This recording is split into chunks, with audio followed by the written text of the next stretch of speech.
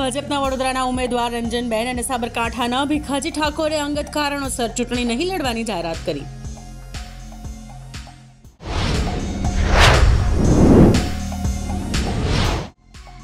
નાણાકીય વર્ષના અંતમાં દસ્તાવેજ નોંધણીની કામગીરી વધારે રહેતી હોવાને કારણે રજાના દિવસે પણ નોંધણી પ્રક્રિયા ચાલુ રાખવા માટે સરકારે નિર્ણય લીધો।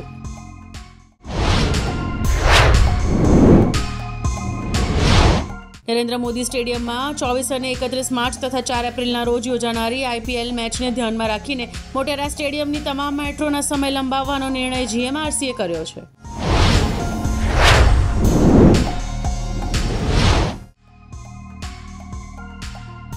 ધોરણ 12 સાયન્સના વિદ્યાર્થીઓની 31 માર્ચના રોજ ગુજકેટની પરીક્ષા માટેની હોલ ટિકિટ બોર્ડની વેબસાઇટ પરથી મેળવી શકાશે।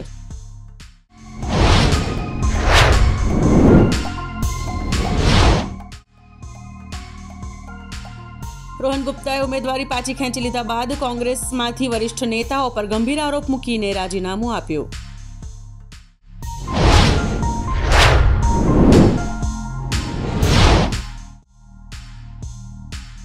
બિહારના એક વગદાર નેતા અને જન અધિકાર પાર્ટીના વડા પપ્પુ યાદવ છેવટે કોંગ્રેસમાં જોડાયા।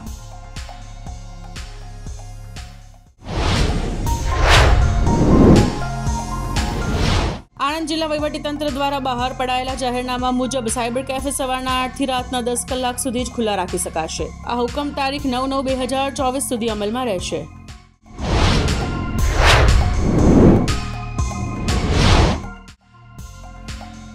ઇસરોએ કર્ણાટકના ચિત્રદુર્ગમાં એરોનોટિકલ ટેસ્ટ રેન્જ ખાતે આયોજિત પુષ્પ એરક્રાફ્ટનું પરીક્ષણ સફળતાપૂર્વક પૂર્ણ કર્યું।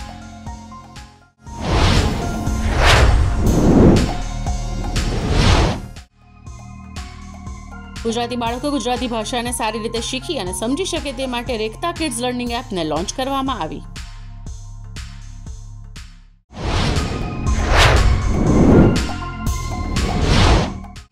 ભારતીય જનતા પાર્ટી આગામી લોકસભા ચૂંટણી પહેલા તેમના ચૂંટણી અભિયાન બીજેપી ઇલેક્શન કેમ્પેઇન 2024 અંતર્ગત ધ નમો મર્ચેન્ડાઇઝ પણ શરૂ કર્યું।